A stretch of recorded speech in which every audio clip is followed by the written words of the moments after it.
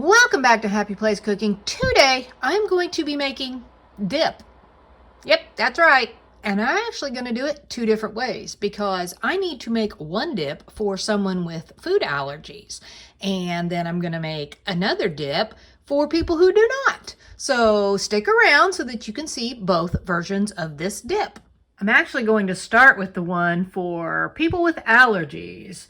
This is going to be a dairy-free, gluten-free, probably considered vegan, yeah, all that. Frozen pineapple, I'm doing 1 cup of that. And I have a 1/3 cup of sugar. And I am basically going to make this as if I was doing like a jam or something along those lines. Got my temperature set on a medium heat and I'm going to let that all cook down. Shouldn't take too terribly long, maybe 20 minutes or so. Okay, I think that's gonna do it. Now, I'm going to save, which one do I want to save? I'm just going to save like one of the, maybe 2 of those. I'll go with another small one. I want some garnish on top. Okay, now I'm going to take my immersion blender and I'm going to blend this up.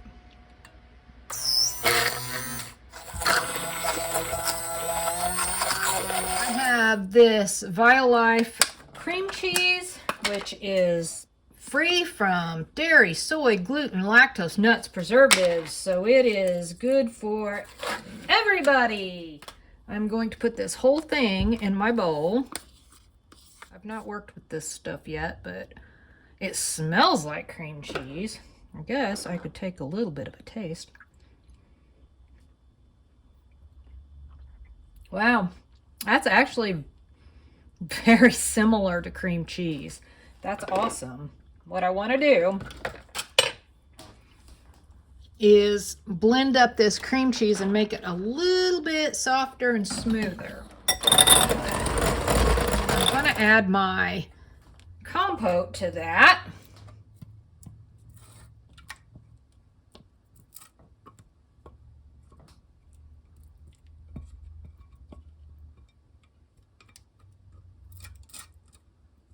And I'm going to blend that all around. I was going to use this type of coconut milk, but I decided I'm going to use the full fat from the can. That way it's a little thicker, a little creamier. It's still non-dairy. And I'm just going to I maybe put a tablespoon, and that's a maybe.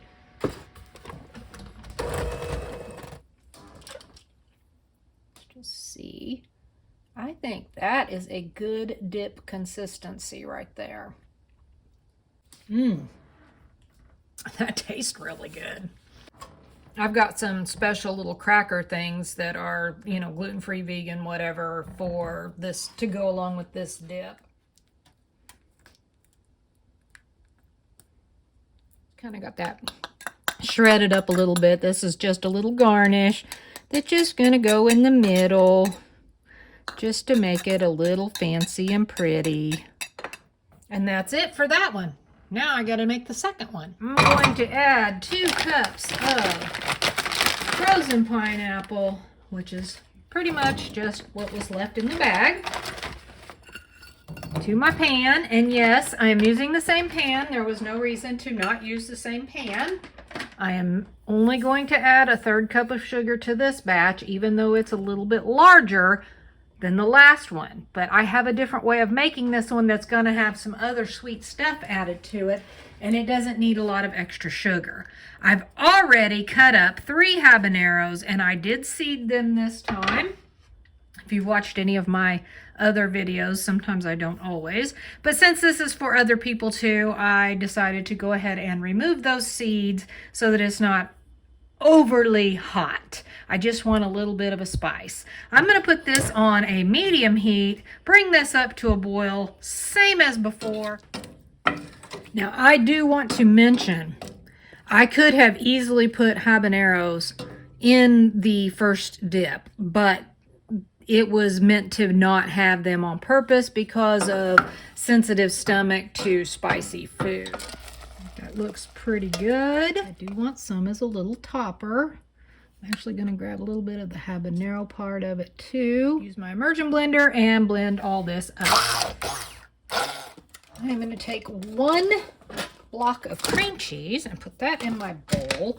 And I'm going to blend this a little bit to get it a little bit softened up some. I'm going to add to that this cream cheese dip mix that I picked up at the store. Basically, I'm doctoring this up. This is a cream cheese fruit dip. It's got a good flavor to it. I'm just going to blend all that together on low so I don't splatter everywhere. Now I'm going to go ahead and add my pineapple habanero compote. And I'm going to carefully mix that in. That seems to be pretty well mixed. I'm going to go ahead and take a little bite and see what it tastes like. That's good. I was actually afraid it was going to still be too spicy. It does have a slight little tingle to it, but it is not overwhelmingly spicy.